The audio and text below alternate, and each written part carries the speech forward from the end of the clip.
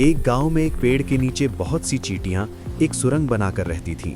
उनकी रानी चींटी बहुत शान से रहती थी। बाकी सभी चींटियां उसका बहुत ध्यान रखती थीं। वे उसके लिए खाना लाती थीं। एक दिन रानी चींटी अपनी सुरंग के बाहर घूम रही थी। तभी उसने देखा एक छोटा बच्चा सिर पर टोपी लगाए घूम रहा था। रानी चींटी, तुम सभी चींटियों सुन लो, मुझे एक सुंदर सी टोपी चाहिए। गांव के दर्जी से पूछ कर आओ, क्या वो मेरे लिए टोपी बना देगा? कुछ चींटियां दर्जी से पूछने जाती हैं। दर्जी, बना दूंगा, लेकिन अपनी रानी चींटी के सर का नाप लेकर आओ। चींटियां वापस आकर रानी चींटी को सारी बात बताती हैं। रानी चींटी, उससे कहो वो कल मेरा नाप लेने आए। दर्जी मना कर देता है क्योंकि उसके पास इतना छोटा फीता नहीं था। रानी चींटी ये सुनकर उदास हो जाती है। उसे देखकर बाकी सारी चींटियां भी परेशान हो जाती हैं। फिर वे एक ऐसे दर्जी की तलाश में जाती हैं जो रानी चींटी के लिए हैट बना सके, लेकिन उन्हें कोई नहीं मिलता। इधर रानी चींटी को कुछ भी अच्छा नहीं लग रहा था। वो खाना भी कम खा रही थी। वो दिन भर अपनी सुरंग में आईने के सामने बैठी रहती। रानी चींटी, काश कोई मेरे लिए सुंदर सी टोपी बना देता। वहीं पास में दूसरे बिल में एक चूहा रहता था। वो रानी चींटी की बात सुन लेता है। चूहा उसके पास जाता है। बहन, चिंता मत करो, मेरी पत्नी तुम्हारे लिए टोपी बना देगी। ये सुनकर रानी चींटी बहुत खुश हो जाती है।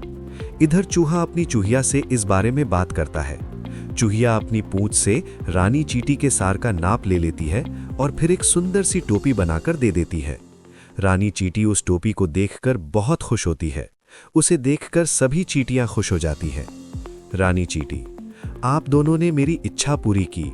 अगर मैं आपके कोई काम आ सकूं तो मेरी सारी चींटियां आपकी सेवा में हाजिर हैं। चूहा, नहीं बहन, हमने ये सब अपनी मर्जी से किया है। रानी चींटी, वैसे आपको कभी भी हमारी जरूरत हो तो हम आपके लिए अपनी जान भी दे देंगी।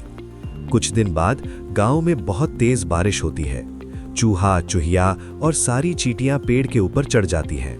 तभी एक हाथी बारिश में नहाता हुआ वहां से गुजर रहा था। चूहा उसे देखकर हंसने लगा। उस हाथी को लगा ये मेरी मजाक उड़ा रहा है। उसने पेड़ में जोरदार टक्कर मारी, जिससे चूहा और चूहिया नीचे गिर गए।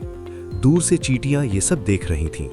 हाथी जैसे ही अपने पैरों के नीचे उन्हें कुचलने के लिए आगे बढ़ा, कुछ चींटियां हाथी की सूंड में घुस गईं और इधर उधर काटने लगीं। हाथी सब भूलकर सूंड को इधर उधर हिलाने लगा। इसी बीच मौका पाकर चूहा और चूहिया वहां से भाग जाते हैं और छिपकर उसी पेड़ पर बैठ जाते हैं। हाथी की सूंड में से चींटियां निकलकर जल्दी से पेड़ पर चढ़ जाती हैं। हाथी जब देखता है कि चूहा चूहिया भाग गए तो वो इधर उधर ढूंढने लगता है। कुछ देर बाद वो वापस जंगल में चला जाता है। चूहा, आपका बहुत धन्यवाद। अगर आप हमारी मदद नहीं करती तो हम दोनों आज मर चुके होते। रानी चींटी, आपने भी तो मेरे लिए बहुत कुछ किया है। इस तरह चूहा, चूहिया और चींटियां मिलकर रहने लगते हैं। कहानी से सीख, कभी किसी को छोटा या कमजोर नहीं समझना चाहिए। वजह, जैसे कहानी में दर्जी ने चींटी को छोटा समझकर मना कर दिया था, लेकिन अंत में उन्हीं छोटी चींटियों ने विशाल हाथी को सबक सिखाया और सबकी जान बचाई। हर किसी का अपना महत्व होता है। निस्वार्थ मदद और सच्ची दोस्ती।